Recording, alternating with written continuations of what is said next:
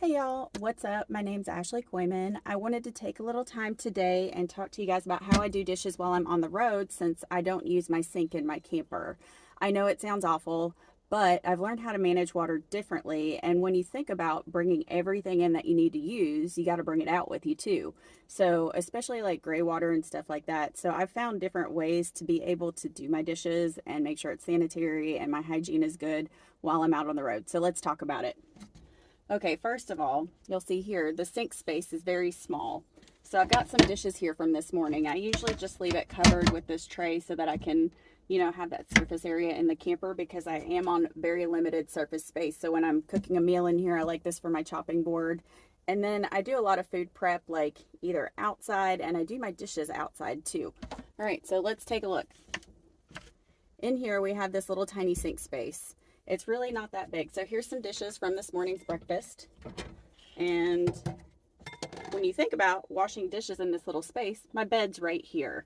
And there's a lot of splish splash. And I really don't want to get my bed wet on accident when I'm not paying attention. If I was to take a larger dish like this and just accidentally, whoops, there it is in the bed, So that's not a good way to start your day, if you know what I mean. So we've got to figure out different ways to do it. And by being resourceful, you can bring your water with you, manage your water a little bit differently. So that's what I do. So let's see what it looks like to have all the dishes in the sink and how much space that is really not, I mean, that's one breakfast worth in the sink. So it's totally full. There's no more room for anything. So let's take a little bit of a closer look. My water reserve is underneath these pillows here. So I have to lift up all this thick foam and then get to the little bench area for when this is set up like a table. And then I have to fill that tank with water. And then I also can't monitor it. So I don't know if it's leaking or something like that. So that's why I leave it empty, and that's why I don't use my sink when I'm on the road. It's also to make sure I don't have any leakage going on that I haven't noticed. And so just to show you guys how this works. So the sink is clean.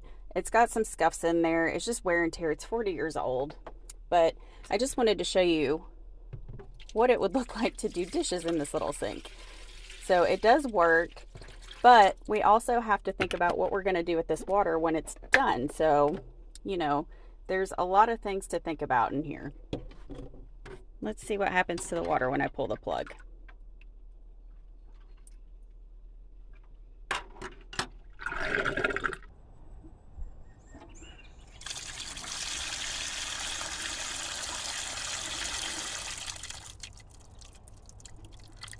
All right, so let's talk about how we actually do the dishes since I don't use the sink.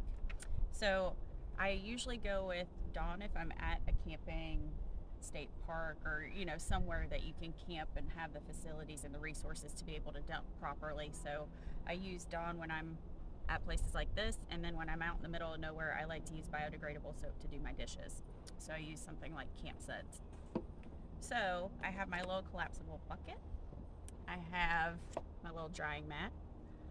And then I have also, for when I don't have like heavily soiled pots and pans, I use a lot of paper towels and I have vinegar. And then I also have rubbing alcohol. So I've got my bucket. It's halfway full. I'm going to put a little bit more water in there. But using something like this helps me manage my water a little bit better than having a sink that it drains out of. Because this way I'm managing how much water I'm using to do my dishes. I also have my outdoor shower, which I can pump and spray and have it take two. Yeah, so I have something that I can pump and spray. Just all right. So third time's a charm. Anyway, I have this little sprayer that's like an outdoor shower. It's my 2-gallon outdoor shower, and you just have to pump it to get it primed to spray. And I can use that as well if I need something else to rinse dishes with. So it's really nice to be at a park with all of these resources, and we all know how to do dishes, so I'm not going to walk you all through that. But you've also got to think about when you're camping, and I don't have all of these resources, and they even have like little sink dump places to where you can drink, dump your sink water. So this is nice to have. But when you're out in the middle of nowhere and you're carrying in your water, you also have to think about how much this stuff weighs. You know, this is heavy, but I've also, I've got my little 2-gallon shower that I use for, usually showers, but I have 7 other gallons usually on reserve when I go out. I also have to think about drinking water for me and the animals, and I also have to think about how else I need to use that water while I'm on the road. So you have to think critically about how to use water. It does weigh a lot. So when you think about 1 gallon, it weighs 8 pounds. So we're talking 8 pounds for every gallon of water that you're carrying. And if I'm carrying 9 gallons of water, that's 72 pounds that I have to worry about. So, that's, I never want to waste it, because it took a lot of energy to get it to where it needed to be. You have to figure out how to manage your water while you're out there, and everything you bring in, you've got to bring out with you. So that's where stuff like the vinegar and the alcohol come in handy. So I just have 70% isopropyl alcohol, and I also have just regular white distilled vinegar. And it depends on what I've eaten. You want to go according to food safety guidelines, but a lot of times my water spray bottle just recently broke, so I need to go get another one of those. But you would do a light spritz of water, you'd let it sit, you'd wipe it down with a paper towel, and then if it's really heavy duty, then you would do a spritz of the vinegar, let it sit for like 10 to 15 minutes, wipe it down, and then give it a light spritz again just to let it dry that way. So that's how I do dishes when I don't have access to this. If it's really heavy duty, like something with chicken or something that could make you sick, then I'm not going to spray the same plate with rubbing alcohol, but then I would use the rubbing alcohol and spray it the same way and let it sit. So that's how I usually do my dishes when I'm on the road, and I use a lot of paper towels when I'm doing dishes that way.